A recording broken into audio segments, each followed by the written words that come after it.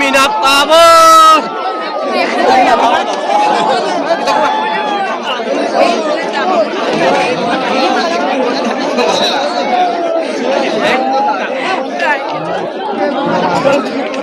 আৰু মাজুলী জিলাৰ নতুন এছপি অফিচ আৰু নতুন দ্বিতীয় কাৰ্যালয় আমি শুভ উদ্বোধন কৰিম। আজি আমাৰ ইতিহাসত প্ৰথমবাৰৰ বাবে মাজুলী আৰু লখিমপুৰ জিলাক আমি লোহিত নদীৰ ওপৰত দলং নিৰ্মাণ কৰি সংযোজিত কৰিলো।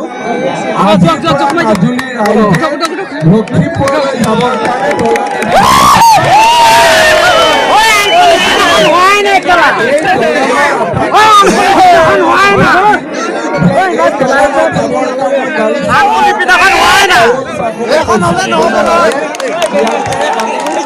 নিজৰ ইচ্ছামতে বুঢ়া কৰিব পাৰে। এতিয়া আপোনালোকে আশীৰ্বাদ কৰিব, এবছৰৰ ভিতৰত যাতে আমি সোৱণশিৰি দলংখন কমপ্লিট কৰিব পাৰোঁ। আৰু এবছৰত যদি সোৱণশিৰি দলং কমপ্লিট কৰিব পাৰোঁ, আমাৰ মাজুলী ৰাইজে নাৰায়ণপুৰ যাব, নাৰায়ণপুৰৰ পৰা চিধা গুৱাহাটীলৈকে যাব পাৰিব। 5 ঘণ্টাত গৈ গুৱাহাটী পাই যাব। অলপ পিছতে মাজুলীৰ MLA লগত মই আমাৰ যোৰহাট আৰু মাজুলী সংযোগী দলঙৰ পুনৰ নিৰ্মাণৰ কামো আৰম্ভ কৰিব গৈ আছো। সেই দলঙো 2 বছৰৰ ভিতৰত আমি কমপ্লিট কৰিম। আৰু অলপ আগতে মই কৈছো যে বগীবিলৰ পৰা মাতমৰা হৈ মাজুলীত অহা ৰাস্তাও আমি ষ্টেট হাইৱে কৰিম।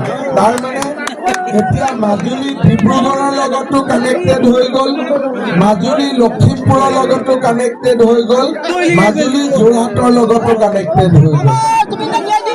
আৰু এই গোটেইখিনি আই লাভ ইউ টু মনত ৰখাব।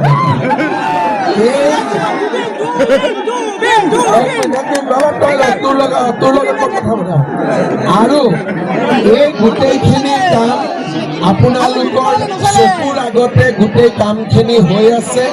মই ইয়াত 6-7 বাৰ আহিছিলোঁ, তেতিয়া মানুহৰ মনত সন্দেহ আছিলে দলং হ'বনে নহয়, কি হ'ব। আজি আপোনালোকে নিজে ৰিজাল্ট দেখা পালে। আপোনালোকে বিজেপিক ছাপোৰ্ট কৰি থাকক, আগত মাজুলী আৰু কাম হৈ এইখিনিকে কৈ সকলোকে পুনৰ ধন্যবাদ জনালো।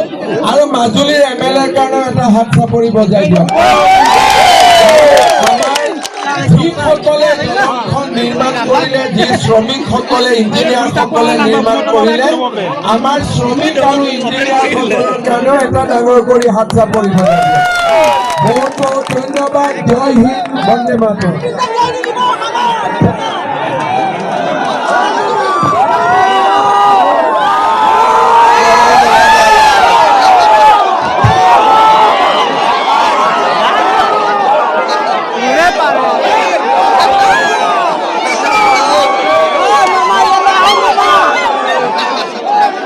Minat tabos.